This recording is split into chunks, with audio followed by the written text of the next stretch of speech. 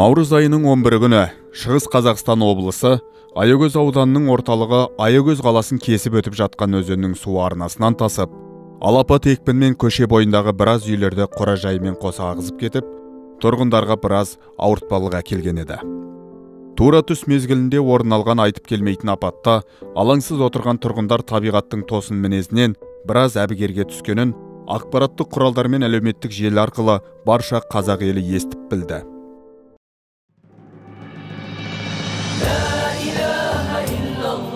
Бас мүфти Серікбай Қажы Ораз Хазіреттің тапсырмасына сәйкес 18 наурыз күні Талдықорғанның төрінен Аягөз қаласына Жетісудың жәрдемі атымен қайырымдылық керуенін жөнелткен еді.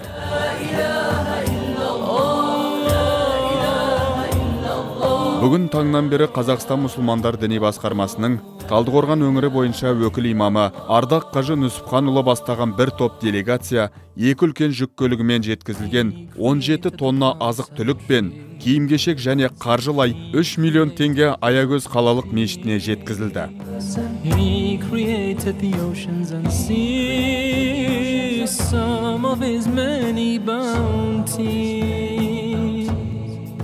Аягөз қаласында су тасқынынан зардап шеккен тұрғындарға Қазақстан мұсылмандары діни басқармасының төрағасы бас мүфтиіміз Серікбай Қажы Сатыбалдыұлы Хазіреттің бұйрығыменен жан-жақ өкілдіктерден әртүрлі азық-түлікпенен басқа да заттармен көптеген жаңадай көмектер Аягөз қаласына келіп жатыр.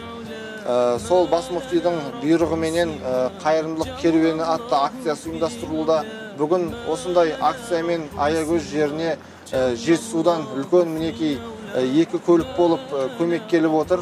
Алла тағала осы жетісулық бауырларымызға, сол жердегі өкіл имамымыз Ардақ Қажы ағамызға Алланың жақсылығы, берекесі болсын дейміз. Осындай ізгі ниетпен келген әрбір қадамдарын Алла тағала сауаптан жазсын. Алла береке, жақсылығын берсін, құрметті ағайын. La ilaha illallah, la ilaha illallah, la ilaha illallah, la ilaha illallah. Мешіт жамағатының қолдауымен әкелген азық-түлікті арнайы себеттерге салып, шағын көліктерге тиеп, су тасқыны орын алған Жұмағазы Тұрсынғазин, Желтоқсан және Амангелді көшесінің тұрғындарына үлестіріп, орын алған жағдай туралы әңгімелесіп қайтты. Мен балаларымды бір тізеден асқан кезде шығардым, бірінші балаларымды апарып шығардым, үйдің документтерін ұмытып кетіп, қайтадан келдік. Келсек, тізеден асып су жалдап келдік. Енді үйге кіріп документтерімізді, құжаттарымызды алып қайтадан шықтық. Шықсақ, су деген белімізге кетті. Кәдімгідей напорымен итіміз қолымызда, енді жеті қазынаның бірі ит қой, оны да байлаудан аламыз деп, бұлай өтейік десек өте алмаймыз. Содан мына тұрған таудың тырмаланы осы кәдімгідей тауға итпен шықтық қой, көп адамдар көрді оны. Сондай жағдайды басымыздан кешірдік. Алла тағаламнан сұрарым, енді бұл жағдай ешкімнің басында болмасын.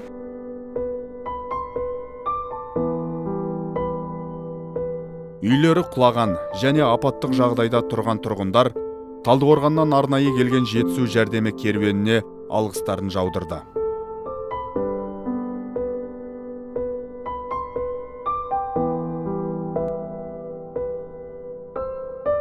Міне, құрметті жетісулықтар, өздеріңіз көріп тұрғандай, бүгін біз кеше судың ең бір қатты тасқындап өткен жеріндегі бір көріністеміз. Қазір өздеріңіздің жинаған бүкіл азық-түліктей, заттай болған, қаржылай болған аманаттарыңызды Аягөз халқына аман-есен алып кеп табыстадық. Енді қазір осы жерде нақты судан зардап шеккен адамдарға азық-түлікті тарқатуға келіп тұрған жайымыз бар. Міне қаншалаған үйлер дәл осындай көріп тұрғандарыңыздай, бұл судан зардап шеккен, шатырлары ортасына түсіп қираған, осы жерде үлкен судың арнасымен тасқындаған, су ағып өткен. Алла тағала мынау Аягөздік халыққа, тұрғындарға амандық, есендік, одан кейін тек қана жақсылық нәсіп етсін.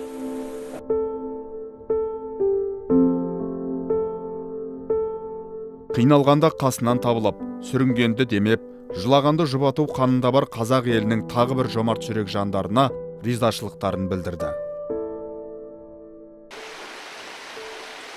Біз қазір Аягөз қаласында, Аягөз өзенінің жағасында тұрмыз. Осыдан 10 шақты күн бұрын қатты жаңбыр жауып, жаңбырдың аяғы үлкен судың тасқынына айналып, осы Тұрсынғазы, Жұмағазин және Желтоқсан көшелеріне үлкен зиян келтірген болатын. Апат айтып келмейді, алаңсыз халық сол су тасқынында біраз жағдарып қалғаны рас. Осыдан 10 күн бұрын ғана мына көше көлік өтетін әп-әдемі көше болатын. Сол тасқынның салдарынан су жағаны орып өтіп, көшеге жайылып кеткен, әлі де жайылу үстінде. Міне мына тұрған қызыл шатырлы үйді сол кездегі түсірілген бейне баяндарға қарасаңыздар, тура ана терезенің мөлшеріне дейін су осы жерге шайып алып кеткен. Міне қоршауларын құлатқан. Қарап отырсаңыздар, судың екпіні тасқыны біраз қиындықта туғызғаны рас.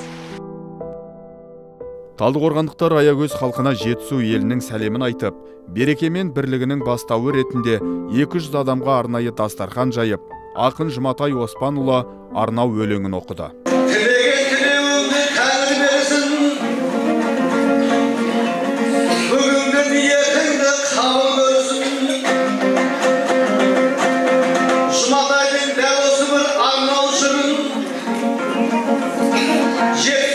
Uçurgan emlersin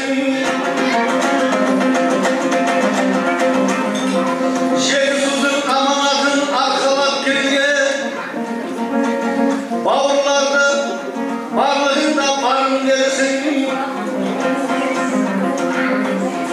Қиындықтың артынан жақсылық болып Аягөзге Алла мені бәрін берсін